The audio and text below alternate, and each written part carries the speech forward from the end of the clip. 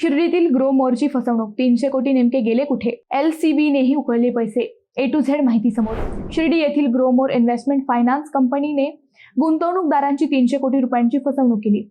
पण हा इतका पैसा कोठे गेला? याची सुरुवात कशी झाली? एकट्यानेच इतका मोठा स्कॅम कसा केला? आता सगळी धक्कादायक सविस्तर माहिती समोर आली आहे. ग्रो मोर इन्व्हेस्टमेंट फायनान्स कंपनीचा भूपेंद्र राजाराम सावळे हा मुख्य सूत्रधार आहे. सावळे हा ग्रो मोर कंपनीच्या नावाखाली दुप्पट नफा देतो असे आमिष दाखवून गुंतवणूक करण्यास सांगत असे. शिर्डीसह राज्यभरातील हजारो लोकांनी गुंतवणूक केली. हा पैसा तो शेअर मार्केटमध्ये गुंतवत होता अशी कबुली आरोपींनी दिली. त्याने शिर्डी शहरात कंपनीचे कार्यालय सुरू केले होते.